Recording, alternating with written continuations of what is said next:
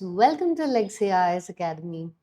See, we are continuing with our NCERT series where I have told you NCERT, the new NCERTs are in such a manner that they have clubbed the subjects such as your history, geography, polity, economy into social sciences.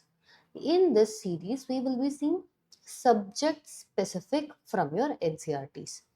So, we are doing polity NCERT. In this, we will be seeing chapter your 7th NCERT part 2 chapter 6, which speaks about the state, the government and you. Now as usual, let's see what and all is there in this particular chapter. What can we look into? What have they discussed into this? Okay. Now first and foremost, if you see how the state government works, or let's say what exactly defines the state, is it the nation at a whole or is it just the government? It also focuses on different roles of your executive, legislative, and also about your decision making process, passing laws, addressing public issues. Also the key topics includes your when the state is called as, particularly from your center perspective, state perspective, and when the state is often correlated with the government, then we will see the functioning of government with respect to how the government acts, or let's say how the government forms with regarding to your public issues, and what is the responsibility aspect in built into this. We will also see about your legislative assembly processes. Okay. We will see about the debates and discussions that keep happening. We will see how laws are made. We will see how the role of media or your participative democracy gets added on as the additional layer to bring in accountability. So this chapter emphasizes largely on accountability, responsibility and answerability of the people in power to those who elected them. Okay, that is what we will be seeing in the course of this chapter. Now let's get this chapter started. Now look at this. It states, like as usual, all the NCERT begin with a quote. Right, all the chapters here. The greatest punishment for being unwilling to rule is being ruled by someone worse than oneself. This is told by Socrates in the Republic. Meaning, why this particular statement is very apt for the chapter. Same as for everything. Why? Let's say elections are conducted. You will feel like, I don't have to go vote. Either way, nothing is going to change. And my one vote doesn't make a difference. Or you don't take part in these processes. At that point of time, what you are doing is you are voluntarily willing and consciously giving up your right as a citizen, and you in turn are making your life difficult by not participating your citizenly duties. What happens when you don't, let's say simple things, don't participate in your citizenly duties? You are empowering someone else to do things that may be detrimental to you. Understanding? So, what and all, see, if you see the picture here, what and all does the government do with respect to education, healthcare, fire services, okay, your constructions, basic amenities, all this has to be given and provided to the government, which means you need a responsible government in the place, okay. Now, before we go ahead with what is there in this particular chapter, let's for a minute take a look into our older NCERTs. What is the older NCERT? Main thing is, now if I tell we have three tiers in the government. First tier is national government or union government. This is at central level. Second is state government. at your state level. Third is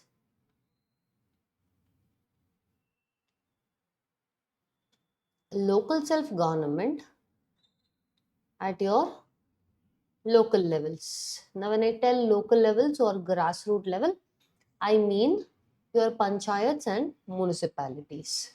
Okay. Now, look at this. What is a state? Does that state mean the level of state that I have written here? No. See, sometimes state and government gets interchangeably used. But that is not what it means. This state here doesn't just only mean state like Karnataka, Tamil Nadu. Sometimes the entire nation is called as a state. So what exactly is a state means here we are talking about the nation. Okay. State or a nation is a political organization that has authority to govern a defined territory and its population. First and foremost, now if we tell state of India, our territory and our people are what comprise of this nation in the first level. So, a state has four most important things. What is it? First is the people. The people of India is what make it India. Indians, India.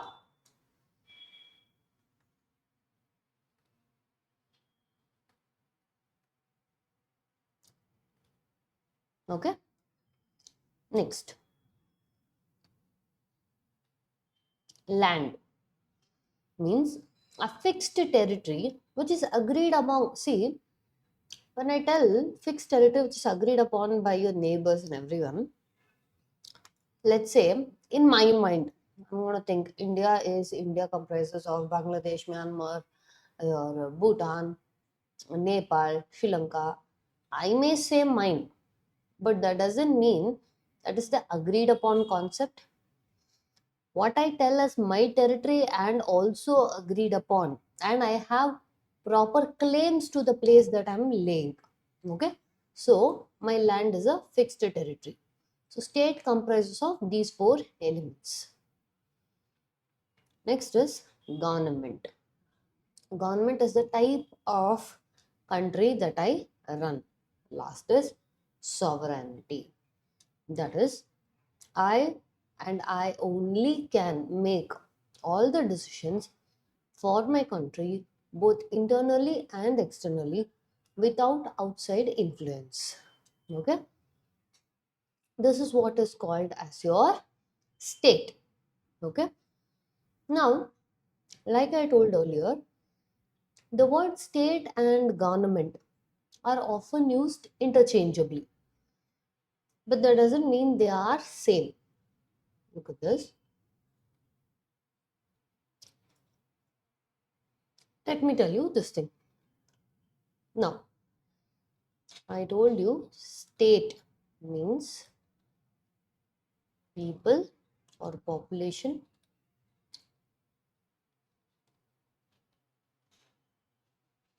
defined territory. Yes, sovereignty. All this has to be there if I have to call a state. Now, a government is there within a state. Okay, if this is state, the government is formed to run the state. Why is it interchangeably used then? Is because the government is representative of the state's interest. Okay, that is why oftentimes it is used interchangeably, but that does not mean it is correct. Okay, now without people or population, there can be no state. Okay, and second thing, these citizens have to have certain stake, that is like citizenship, so that their interests are represented. All right, then most important thing is the defined territory within which the sovereignty is of your most important portion, the government. ultimate decision maker here is the government. Okay, look at this. So what does sovereignty mean? State has complete control over its matters and able to implement laws in accordance with the internal affairs of the state. Alright. So our state has four things. What is it? Territory, permanent population, which means its citizens, a government, and sovereignty. Understanding? Now, I told you earlier when we were speaking about your center, that three tiers of government also. There is something called as center state. Now, I also told you here state does not only mean your state of Karnataka, state of Tamil Nadu, but it represents your nation as a whole. Correct? So, here, first, in order to see, like we agreed upon earlier, in order to represent the interest of the state, the government does, okay, or works in the interest of the state. In this scenario, okay, what exactly does a government do, or how exactly is it representing the state? First and foremost, if you see, the government means, okay, it is a group of people, okay, or a system that run the country. Okay, run the country how? By making laws, by enforcing laws, and if any dispute comes, they will resolve it. Meanings, remember I told you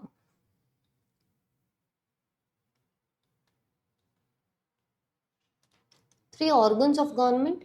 Who makes laws? Legislature. Who enforces these laws? Executive. Who resolves the disputes? This will be your judiciary. Or this judiciary also is the role of where your government, okay, whatever laws it has made, is it in conformity with the constitution or not, also it will see. So the three organs of government synchronously work together to make the interest of state the priority.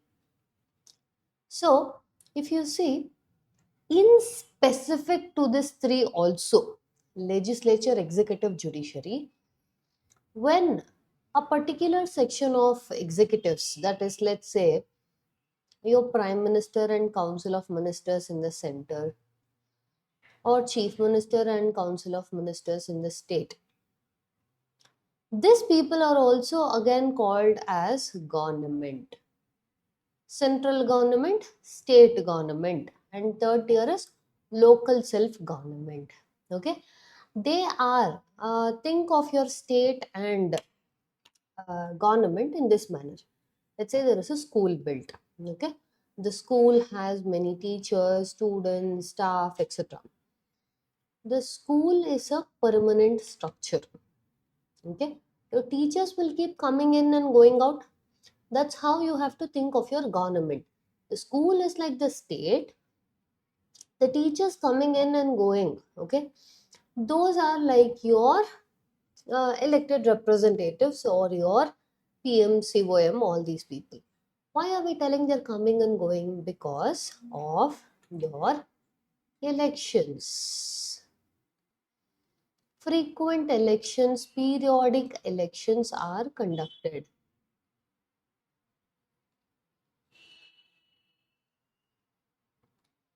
So in this frequent and periodic elections, okay, the governments will be for a shorter period of time, but the state, what we say, is there for a permanent period of time.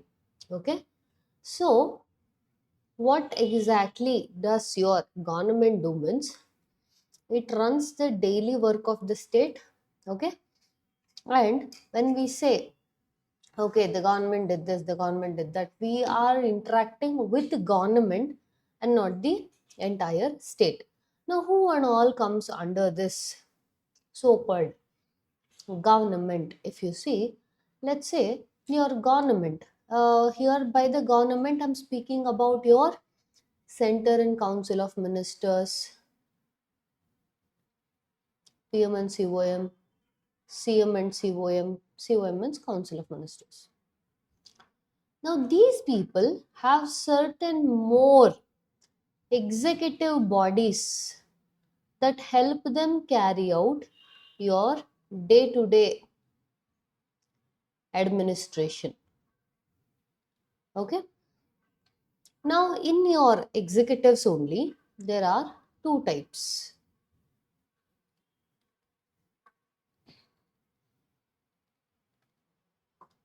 political executive,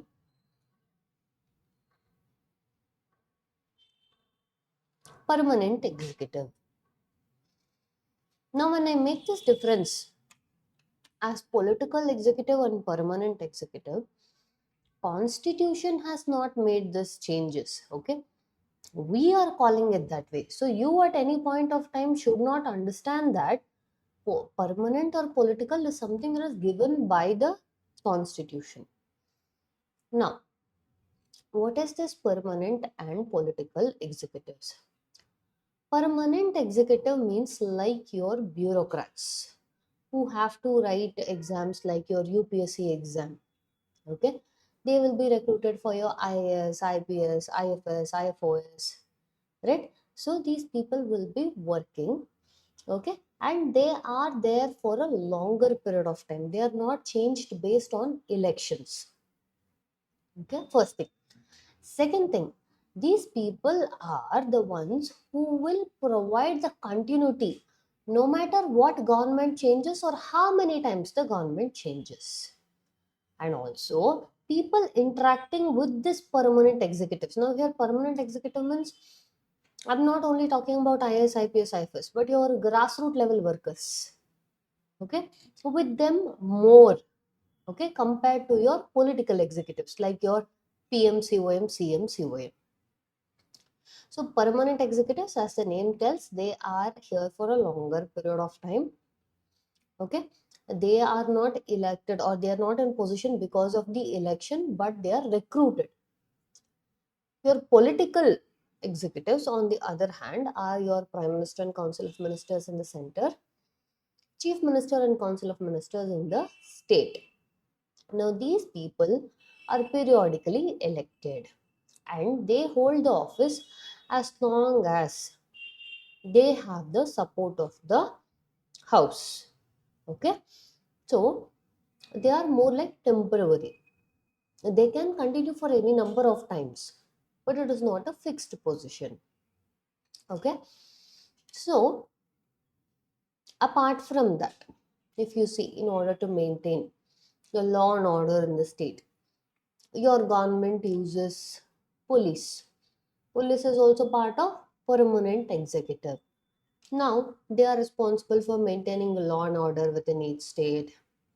They're part of your state government and work directly with your local communities in your cities, towns, villages. Okay, and also these are the agents of the state, okay, who can legally use force. Okay, they are legally there to use their power in order to make sure that people are safe and living in a secure environment which is free from crime and violence. Okay, so this is what your police does.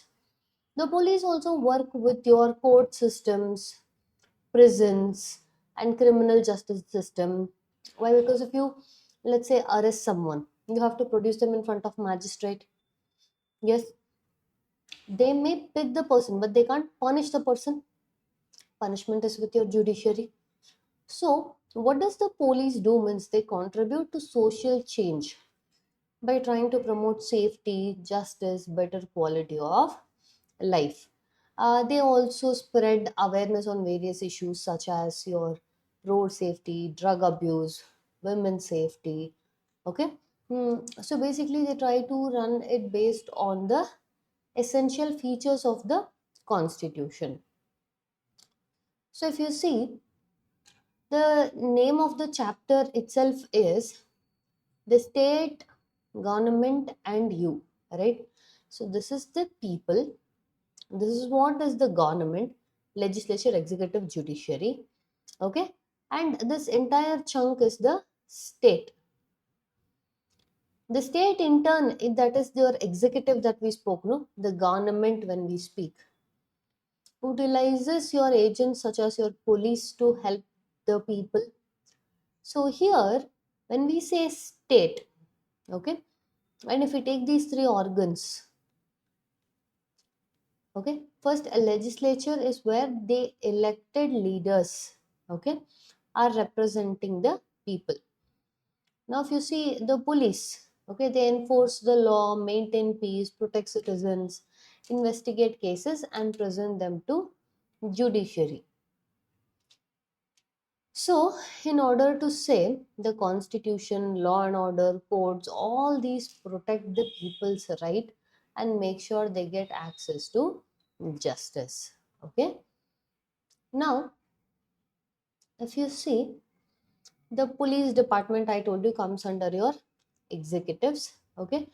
They implement the policies, the executives implement the laws and policies made by the legislature. Judiciary makes sure that these laws are followed or whether are they in conformity with the constitution, which means whether the laws made and constitution are in same sync. So conformity with the constitution is there. But if you see, who do we interact most among all these three organs, legislature, executive, and judiciary? It is executive that we interact the most with. Okay. Now, if you see earlier chapters, we have seen various types of governments are there, such as monarchy, democracy, theocracy, dictatorship, oligarchy, where different democracies will choose different leaders in different forms, and how some are representing only few people. So, whereas in democracy, the well-being of a larger section of people is represented. Okay, so there is a lot of differences in how the country is run. What do I mean by that? Let's say if I am a democracy, that doesn't automatically mean I am monarchy, or that doesn't automatically mean I am a republic. What do I mean by this? Let's say monarchy means my head of state. Head of state is a symbolic authority. Now, my head of state will be coming from a hereditary or royal family. For example, like Canada, UK, Sweden, okay, they have monarchy. But that doesn't mean the king or queen is ruling their country. Only for ceremonial things is what they are ruling. Okay, real power is with their parliament. Now, when you tell republic, a republic means in this country, the head of state is elected. Okay, the head of state is not coming from any royal family or hierarchical family. Example is, let's say, India, USA. Okay, so democracy only is there in Canada, UK, Sweden, India, USA. But the head of state ka concept pe there is difference between monarchy and republic. Yes. So here this also becomes a difference. Just because one model doesn't mean everyone follows same principle.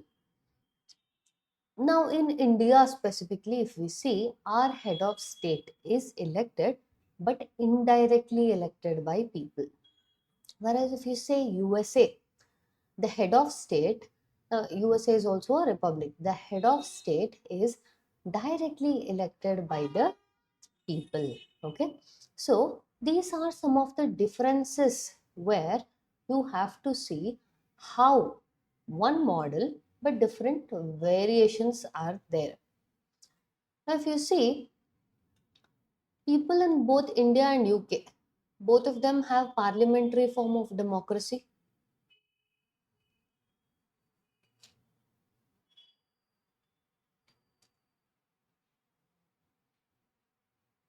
Parliamentary form of democracy means what?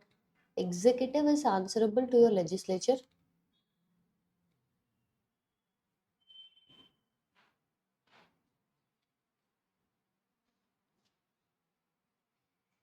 Yes. Here, the British sovereign head, or the British, let's say, most head of state is coming from a hierarchical position, whereas from India it is coming through elected position. But at the end of the day, both the system, if you see, democracy means it is the rule by people only, and people have the power to choose the government.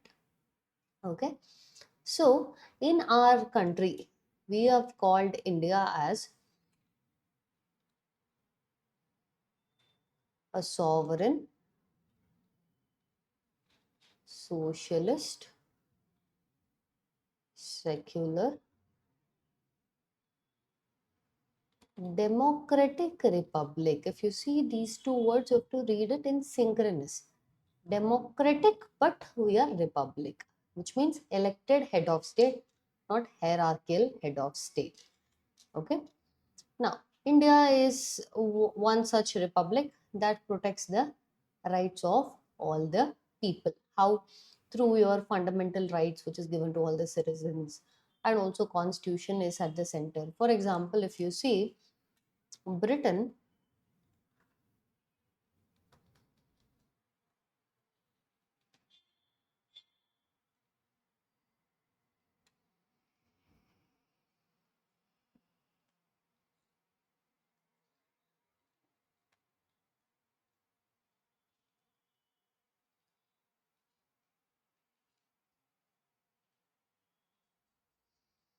in Britain, they have something called as parliamentary sovereignty, which means parliament is the highest lawmaking body and the ultimate authority in their country. But whereas in India, it is not the parliament that is having the highest power, but rather it is the constitution of India that has the major power. Okay. Now through this only, okay, because constitution is more powerful, this is the powerful body. Why is it is the most powerful body? Because it is deriving its power from people of India.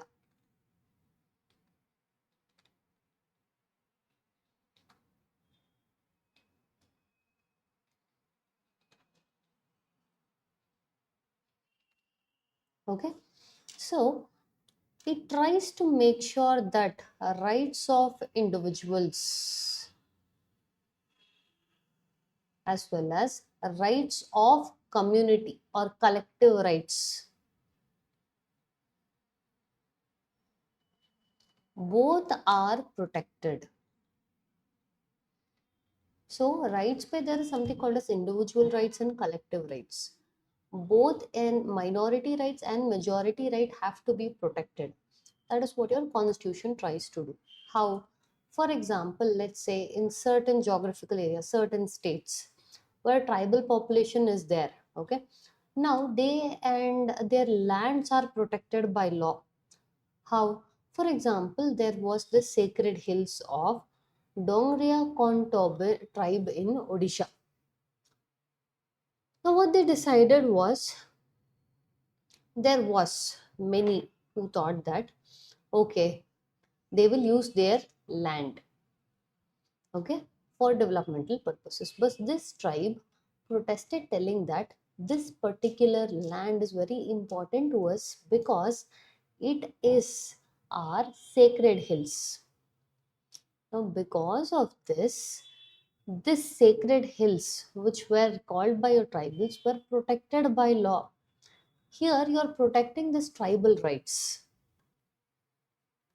Okay, it is possible because the constitution makes sure that both individual as well as community rights should be protected. Okay, now if you see in general why protection of rights becomes important, let's take one simple example. Earlier chapters we have discussed about resident welfare associations, which will be there for, let's say, this is one big apartment building. Now they thought all of these members are representatives. They thought after 9 p.m., let's make sure no delivery people will come. Okay. The majority of people voted for this. But this was not a very good law. Why it was not a very good law? Because they took the vote of majority into consideration. Because majority people said yes, so they agreed to that. But there was a section of minority, which means small number of people who didn't like this law. Why? For example, there are senior citizens, elders who need immediate medicines, etc. Right? For them, it would be very difficult. Now, what happened? Majority ka decision only they took and they banned any delivery post 9 p.m.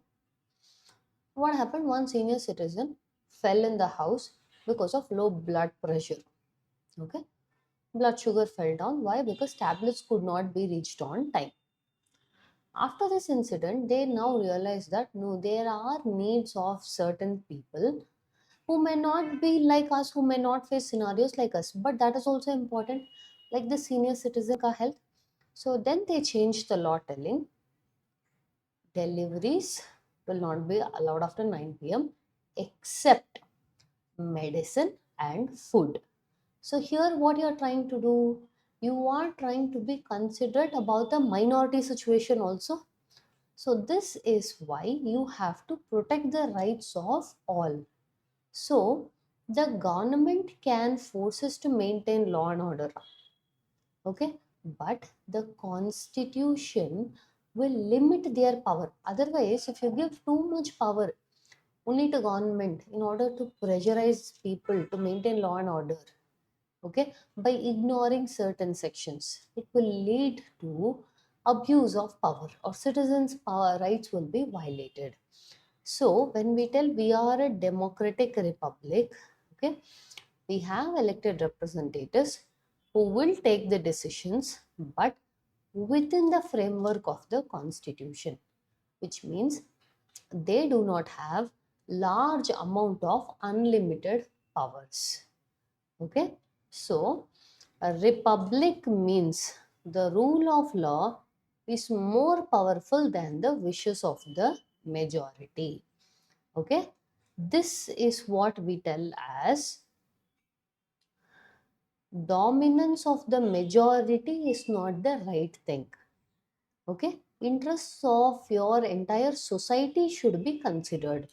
Now what does dominance of majority means? Where interest of only majority section are pursued at the cost of minorities. This leads to what?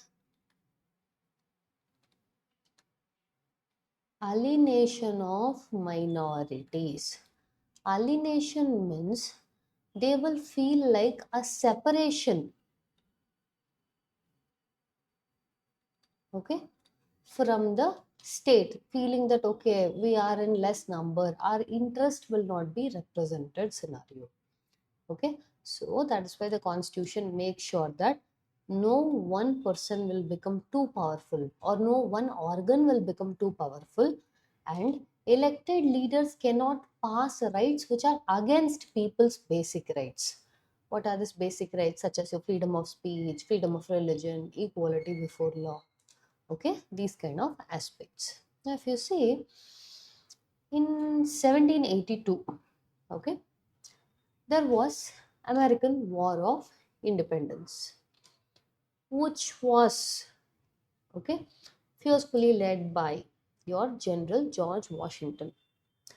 Many of his, okay, officers working under him told that, see, they were following at that point of time your UK, which had monarchy. Many claimed that George Washington should become the king, but he strictly refused by telling that is not in the best of the country's interests. The only thing that will be in the best of the country's interest is the government, which has to be by the people. Okay, this is what is the thing that the country deserves, not what individuals who like what they want to do should be done. So eventually he was chosen as the president of United States, which means the head of state was elected by a people. If let's assume, what will happen if we don't protect the rights of people, or what if minority rights are not considered? Did you see this image here? This is what will happen. What is this? You see, this is a bigger fish. Because it is more powerful, it is eating off all the smaller fishes. The bigger fish eating the smaller fish is called as Matsya Nyaya. Okay, bigger fish eats the smaller fish. This might be the law of the ocean. But when the law of ocean comes to law of land, it is not correct. Because someone is poor, because someone is vulnerable, because someone is disadvantaged, you should not, the powerful should not subjugate these people. Okay, so why we need to protect this rights is to make sure that this Machana law of water does not come to law of land. This is what your Kautilya also speaks in Arthashastra, and he tells the king is supposed to follow this. What is this? Raja Dharma. What is the Raja Dharma? Have a good governance. How can he have a good governance? Make sure law and order is there. Okay, no government society will become chaotic, so much so that only the powerful enjoy the fruits of the society. Okay, next we will be discussing is about your legislature or the lawmaking body. Three organs pe. The first organ is legislature, which is the lawmaking body. So if you see what is a legislature means, it is an organ of government that makes laws for the country. Now it tries to make sure that, okay, whatever law that is made applies to the people who are within the defined territory that we spoke called as India. Okay, and the laws that are made by them should not be arbitrary or vague, or it should not benefit only any one section of the society. It should not just benefit your majority section alone. The laws are for the entire state. Okay. Now, when we tell executive, the second organ of the government, this is more of your law implementing or policy making body. What is a policy? It's just a set of ideas or actions, okay, that government takes to decide certain important things, real life scenarios. Now, for example, what is that? When your COVID pandemic struck, right? The government decided that lockdown is the best way in order to deal with the situation, right? So that is one of the executive action. So executive is responsible for implementing or executing the laws which is made by the parliament. Here we are not allowing executive themselves to make laws. Why? Because again, too much power should not be concentrated in one hands. Okay, like we discussed earlier, executives pay, there are two types: political executive and permanent executive. Permanent executive are your civil servants or your bureaucrats, okay, those who are appointed or recruited, okay, they are not elected. Political means like your PM, CM, COM, who are elected by people. Okay, these permanent executives try to provide a continuity in the government. Okay, so what are these political executives? These are leaders who are elected by people, includes PM, CM, ministers, president and governor also, but they are more of symbolic. Now, these people are responsible for making big decisions, introducing new laws, bringing new goals. Okay, so they have a fixed timeline. That is usually for 5 years, but they are Okay, holding the power as long as they have the power of majority. Next is permanent executive. These are your government officers. They are not elected but recruited through examinations like your UPSC, called as bureaucrats or civil servants. We discussed this earlier. What are they doing? If you see, they implement laws, policies, and schemes that your government programs.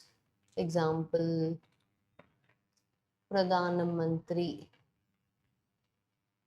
Awas Yojana. This is a scheme. This will be started by your government, political executive. Now to the grassroots level and all, this will be brought about by your permanent executive. Okay.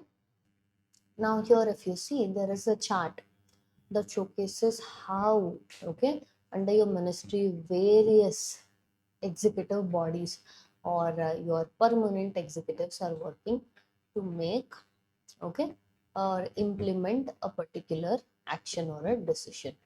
Okay, it is a very multi-tiered, so many levels, so many organizations are there, right? So there is a lot of hierarchy. So if you see, bureaucracy is a hierarchical structure, which means many layers exist. If you see in this bureaucracy, like we discussed earlier, there are various types such as your IAS, Indian Administrative Service, Indian Foreign Service, Indian Police Service, Indian Revenue Service, Indian Forest Service. Okay, large number of people are working here. Now, in the same, when we tell permanent executives, this also includes your government servants serving at the grassroots level, which means contact with people is highest here. Who are these? Government school teachers, Anganwadi workers, health workers, sanitation workers, bus conductors. Okay, so all these people interact on a daily basis with the people. Now, the bureaucracy is what that will maintain a huge number of programs such as conducting census, elections, disaster relief, welfare schemes such as your Manrega or COVID-19 vaccination drives, all this. What is Manrega means? It is your wage employment scheme.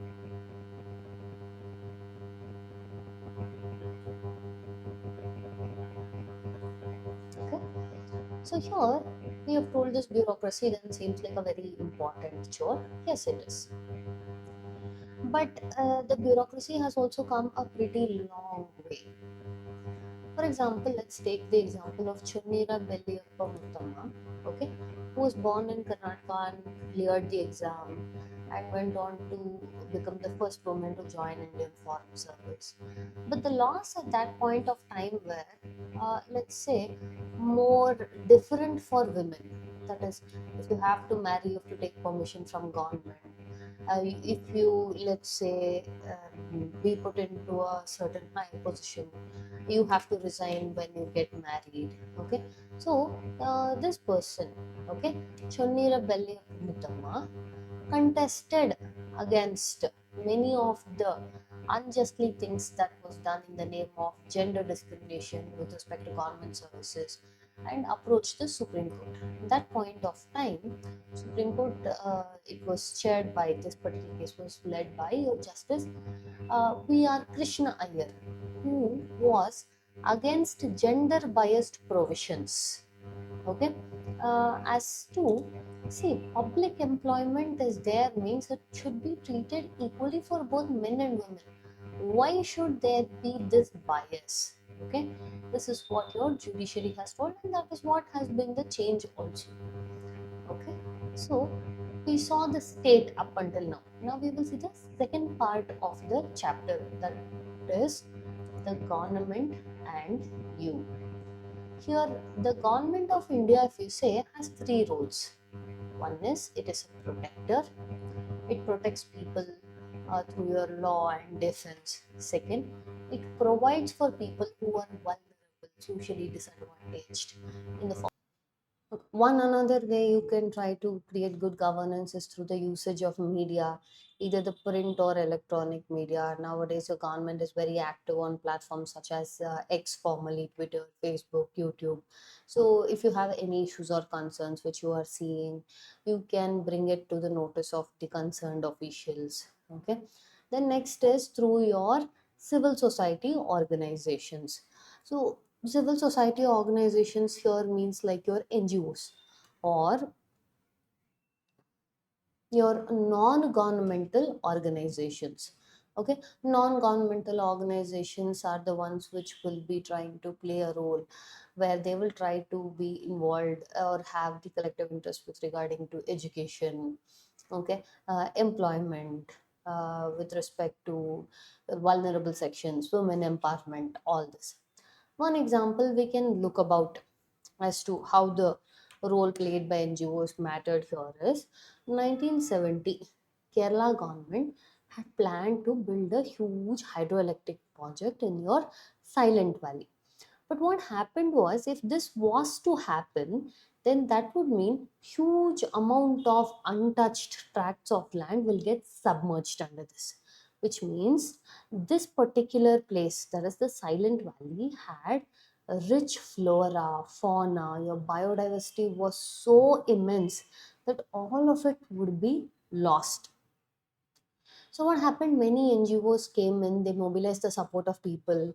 They raised awareness as to what will happen if such a thing was to come into, or if they built a dam. Majority of the things will, the beauty of the biodiversity, flora, fauna, everything will be gone. Now your scientists, environmentalists, writers, public figures, teachers, including local villagers, everyone came to protest against this decision. Because of this, the central government intervened in 1983, and then just within 2 years, they declared this Silent Valley as a national park and made it into a protected zone where you cannot do these kind of developmental activities which affects the biodiversity.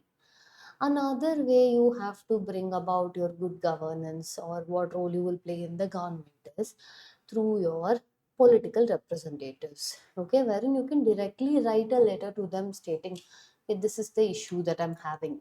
Now, here, political representatives means your ministers, parliamentarians, okay, your MLAs, MPs of your constituency, and bring the matters into their concerns. Now, one of the most important thing that you, when we started itself this video, I told you, vote in elections. If you are old enough to vote in the elections, it is very important to vote in local, state, and national elections because you are not just exercising your right. It is important because you are the one who has to determine how the people who will make laws for you, rules for you, should do it, whether in your benefit or against you. Okay, this is why your voting in elections becomes a very important part of good governance. So we saw about legislature, we saw about executive. Next organ of your government is judiciary. Judiciary is called as the watchdog. Why? First and foremost, if you see, judiciary is the part of government that makes sure everyone follows the law. If in case someone doesn't follow the law, okay, or if there is any dispute, how to redress that or how to resolve that is where your judiciary will come in. That is first thing. Second thing is your judiciary, Indian judiciary is independent judiciary. Independent judiciary means it is neither controlled by government nor by legislature. This is important is because it has to see that the laws made by the legislature are in conformity to the constitution. Okay, so that what constitution principles were that is not being violated is something that they have to see. So what exactly does your judiciary do means it protects and defends the laws, makes sure that the laws are properly followed. It interprets the laws. Okay, let's say some laws are very legal or very complex, common man can't understand, it will make sure that it will explain as to what this law means, what this law entails. Okay, it protects the rights and liberties of the people. Now let's say we have spoken about fundamental rights earlier chapter pe. If your fundamental rights get violated, you can directly approach your judiciary. Okay, next is the people can be assured that judiciary will protect them against arbitrary laws or actions through your judicial review. Okay, that is to make sure that anything that is not in conformity with constitution or against the principles will not be allowed to continue. So why is judiciary important? Because it protects the rule of law and it makes sure that everyone must follow the law. This is somewhere that makes sure that unfair actions or arbitrary actions are not done and affects the people. Okay, next is the tiers of the government. We have seen the 3 tiers of government. Look at this, we have 3 tiers. First one is central government at the national level, second is state government at the state level, third is local government at the village or town level. So we are one of the most populous country on the planet with more than 1.4 billion people. We have 28 states and 8 union territories. Okay. So one single central government cannot be catering the needs of all these people. That is why we have broken down the government into various parts or tiers, such as state government and your local government. Okay, local government is what we are calling as your panchayat and municipality. Okay, so in order to make sure that they will not fight amongst each other, center, state, or your local bodies, who can operate in which area or jurisdiction, they have created something called as seventh schedule, where they have given lists. List means union list, state list, and concurrent list. In union list, all the items what are there, your center can make laws. In state list, whatever things are there, your state can make laws. Concurrent list, whatever are there, both center and state together can make laws in it. Okay. Now there is also one DPSP. Yesterday we spoke about DPSP.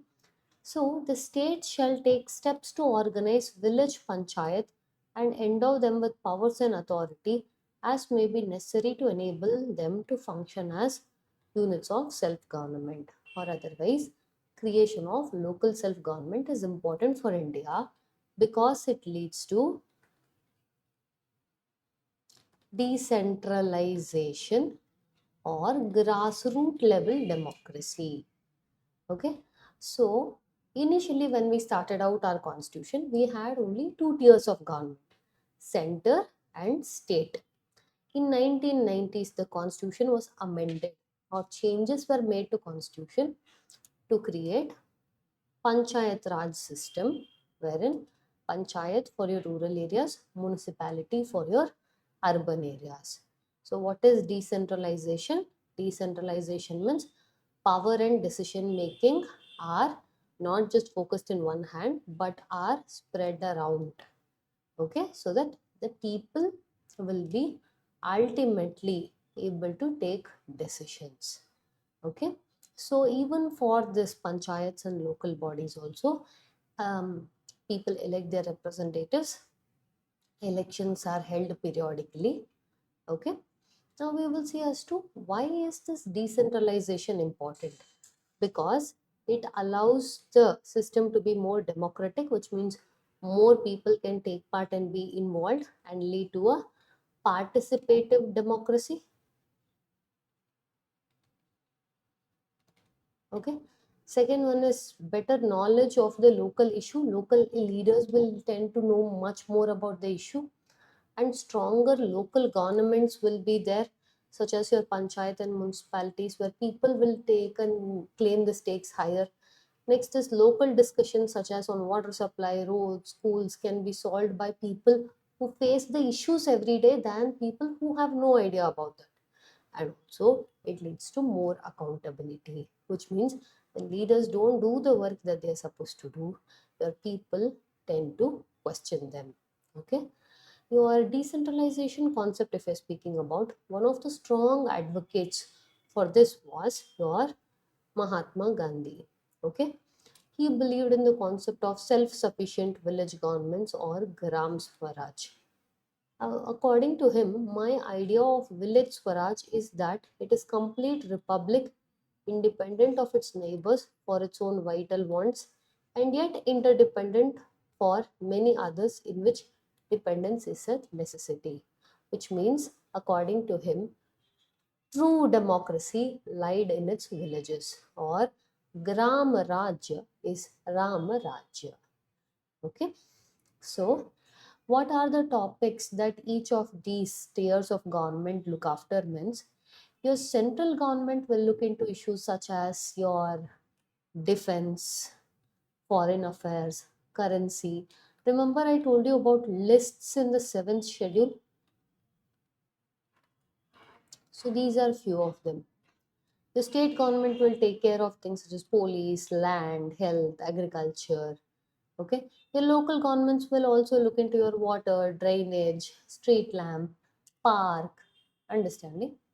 So each of this is supposed to work in coherence. That is, they all have to work as one unit to make this into a working unit of the state. Now, let's say if we are going to speak about India's education system, it is not maintained by a single person or a single office, but all three, legislative, executive, judiciary, all of them are supposed to, okay, work together to make sure that every child has a right to education. For example, parliament will make law for the whole country, state legislature will make law for the entire state. Okay. Now your parliament has made laws such as Right to Education Act. It will also approve the budgets, which means what is some of the important things. All schools must have separate toilets for boys and girls. Okay. Then if we speak about executives, political executives such as your ministers at union and state level, and your permanent executives like your bureaucrats. Okay.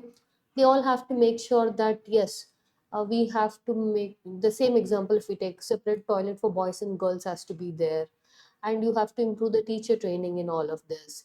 They will also make certain schemes such as your Samagra Shiksha Abhiyan, PM Poshan Yojana, that is a midday meal scheme, training for teachers, all this will be there. Then we take judiciary, a court such as your National Council for Protection of Child Rights or the State Council for Protection of Child Rights. All this will make sure that rights of children are protected, okay, and their rights are not denied. All this is what that we see that in one simple topic, if we say how much of work goes on behind this. So India has been a republic or an elected head of state for more than 75 years. We've had so many governments. We've had so many improvements, and yet with respect to things such as your infrastructure, internet, airports, connectivity, communication, but we still have a lot of issues such as your bribery, corruption, poverty. This all are there, but yet one thing you have to do understand is India has picked a model which is to make sure that people have the largest stake. Okay. And this largest stake has to be protected and continued by the people. Now, if I'm going to say what and all we have spoken in the chapter or summarize it, it will be something as to let's say, what is a state? A state means something that involves four aspects: people, defined territory, government, and sovereignty. India has also picked a republican form of government where the head of state is a elected person, indirectly elected, but still elected person rather than a hierarchical. Then also we have three organs of your government in the form of legislature, executive, judiciary. We saw what each role each body performs. Then we also saw three tiers in the government, such as your central government, state government, local self bodies. And we saw how these act as checks and balances. We also saw how media plays an important role. We saw about how your NGO's involvement is important. We also saw in your executives, permanent executive and political executive. With this, we've come to the end of the content. Thank you.